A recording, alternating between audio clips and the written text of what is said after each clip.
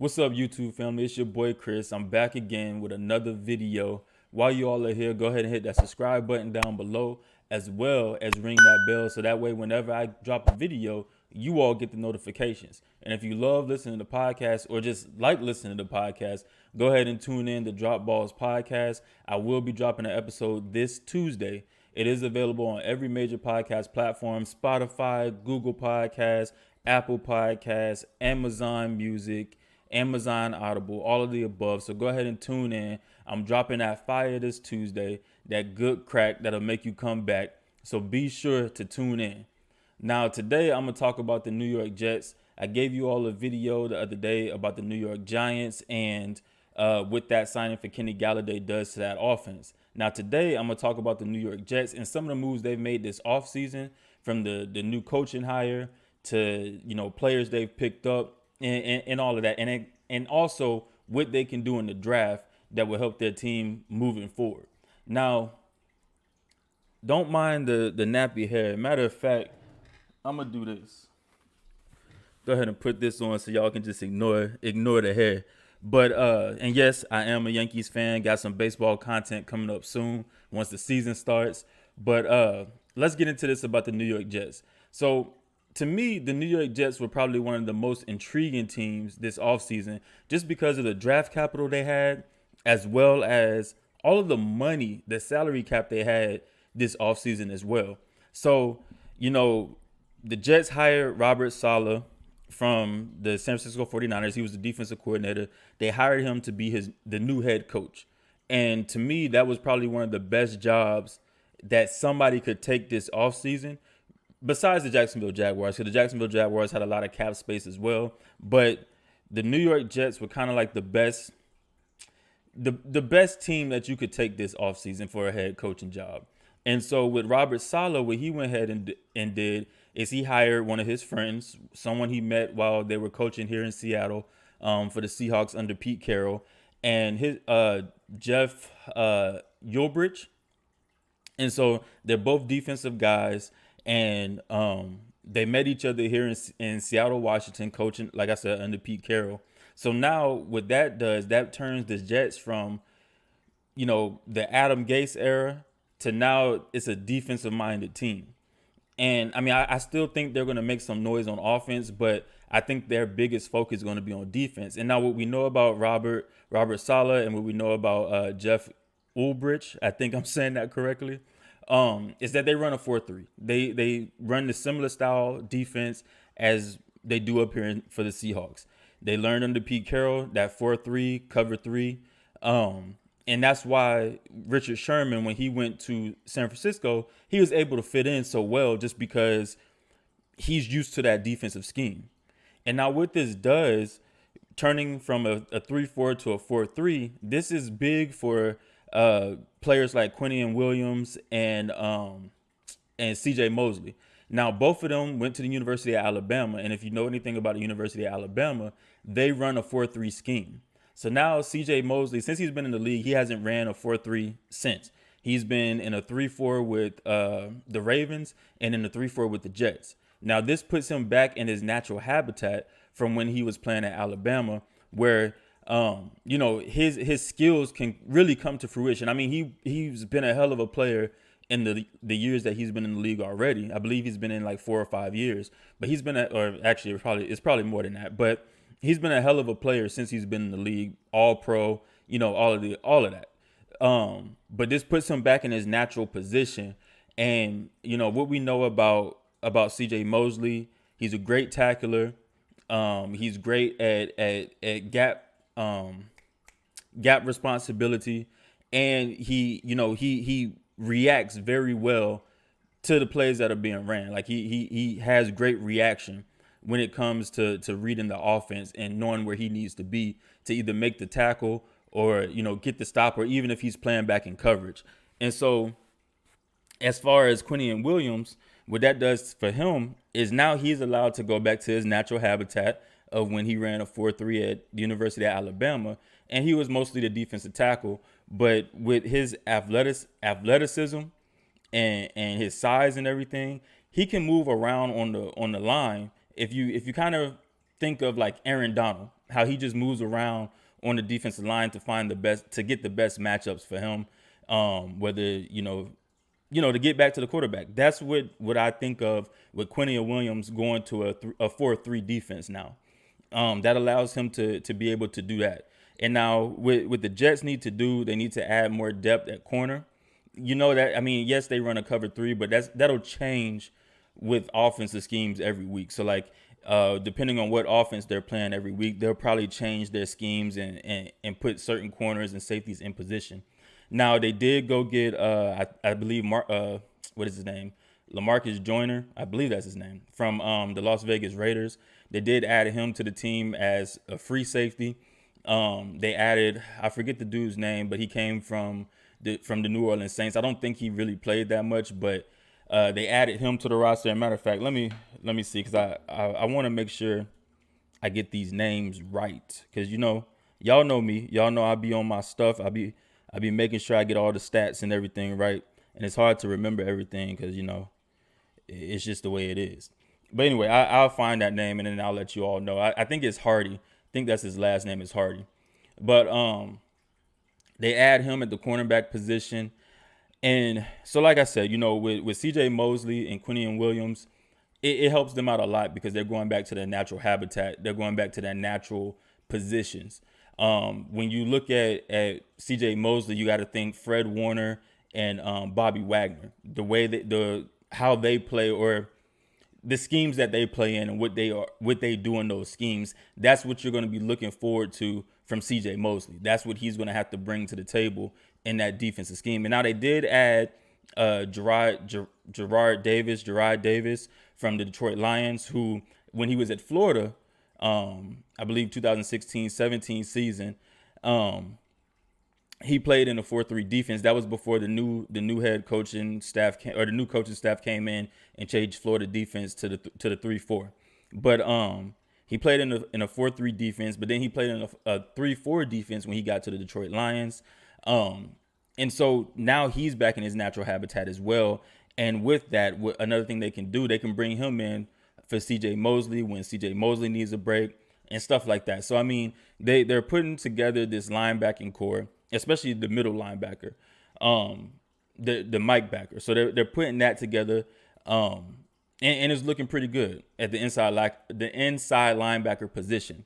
Now, this is why they also moved on from Henry Anderson, because he's a big defensive end. He was like 6'6", 300 and something pounds. And with a 4-3, you don't really want the big defensive ends. You want the defensive ends that can move, because you don't have a linebacker rushing the passer at this point unless you're blitzing them. But because in a 3-4, you usually have a linebacker coming, sending the linebacker off the edge. But in a 4-3, you're most likely going to run with your 4-down lineman and trust your defensive ends to be able to get back to the quarterback. And so that's why they move on from a Henry Anderson, where they don't need a bigger defensive end at this point, because at a 3-4, your 3 front linemen, you normally want them to be pretty big. That also explains why they went and got Carl Lawson, who played in a 4-3 with the Cincinnati Bengals, as well as Sheldon Rankins from the New Orleans Saints at defensive tackle, who played in the 4-3 in New Orleans. So that helps them out on that line with Quinnen Williams and whoever else they have on that offensive line. So that helps right there, just off the rip. Now, the Jets do have 7 draft picks in this draft, and they have 2 draft picks in the first round and 1 in the early second round. I believe the first round picks are the 2nd overall pick and the 23rd overall pick. And then in the second round, they have the 2nd overall. They have this, not 2nd overall pick. They have the 2nd pick in the second round, which is the 34th overall pick. So they're pretty set up in the draft. And in this draft with the 2nd overall pick, they could go offensive lineman and get Penei Sewell from University of Oregon, or they can go get, I believe his name is Zach Parsons, the linebacker from, the outside linebacker from Penn State, because they do need outside linebacker help at this point. And then, even if they wanted to go a different route and maybe pick a lineman later on in the draft, I don't know if they go quarterback with this 2nd overall pick, because they could go get, Kyle Wilson, Zach Wilson, whatever his name is. They could go get him. Trey Lance or whoever at the quarterback position if they don't believe in Sam Darnold, if they want to get rid of Sam Darnold. Which I don't think they should. I think they should just get him some help at receiver, get him somewhat of a running game, and get him an offensive line. But, that's just my thoughts. I'm not the GM. I'm not the head coach, so I don't know what they're going to do. But they could do that the second round pick and then pick an outside linebacker like, what's his name? Zaven Collins, outside linebacker from Tulsa, who can play in a 4-3 or a 3-4. So they could go get him in the second round, or even with their late first round pick, they could go ahead and pick up Zaven Collins. He's out of Tulsa, and he's a good linebacker. He has speed. He can also cover up or line up on the slot and cover a tight end slot receiver. So when you have an outside linebacker like that, especially in a 4-3, that's what you're asking them to do, is to be able to play back in coverage as well. So they could do that very well. I mean, they could very well do that. And don't be surprised if they take a receiver with the second pick of the NFL draft as well, because Devonta Smith will still be there as well as Jamar Chase. So don't be surprised if they go receiver and just get Sam Darnold some more help. Now, they did go get an offensive guard this offseason. What is his name? His name is Dan Feeney. Played for the San Diego, Los Angeles Chargers, been in the league 4 years. He's allowed, I believe, 18 sacks in those 4 years. He became the starter in 2018. And ever since then, he's played all 16 games. He's been durable. But like I said, he's given up 18 sacks at the guard position. So that's not terrible, but it's also not great. I mean, that's in the 4 years that he's been in the league. So, it is what it is. But I do think they need to address the offensive line because, Sam Darnold was back there running for his life. And I remember one point we remember him saying, I believe it was maybe a couple seasons ago, that he saw ghosts. But they could address the offensive line later on in the draft. They don't necessarily have to go offensive tackle with a second overall pick. That's why I'm saying don't be surprised if they go quarterback or they go receiver with that second overall pick, or maybe even outside backer. They could go either way at one of those three positions, because any one of those picks at quarterback, receiver, or outside linebacker will help the team. Like I said, I believe they should keep Sam Darnold and just build around him. He's never had any dominant receivers since he's been in the league. He hasn't really had a great running game since he's been in the league, and his offensive line has been shit since he's been in the league. So give him something and let him prove himself. He only has one more year left on his rookie deal, which is this season coming up. So just let him play out his contract, and then if he doesn't produce, let him go in free agency. They're not pressed to pick a quarterback in this draft. That's why I think they would either go offensive lineman, outside linebacker, or receiver with that second overall pick. I mean, even if you go offensive tackle and then later on in the first round, get outside backer and then a receiver in the second round, it works out either way for them.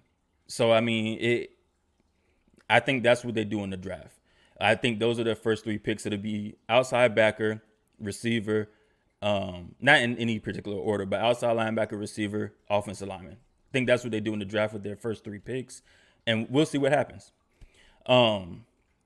Now, I do believe they did get a good receiver in Corey Davis. Now, every season, Corey Davis has gotten better and better. His first season in the league, he was riddled with injuries. Second season, he had 856 yards or somewhere around there. Third season, he had 600 and something yards. But his touchdowns went up, or not his touchdowns. His catch percentage went up, and his yards per catch went up in that third season.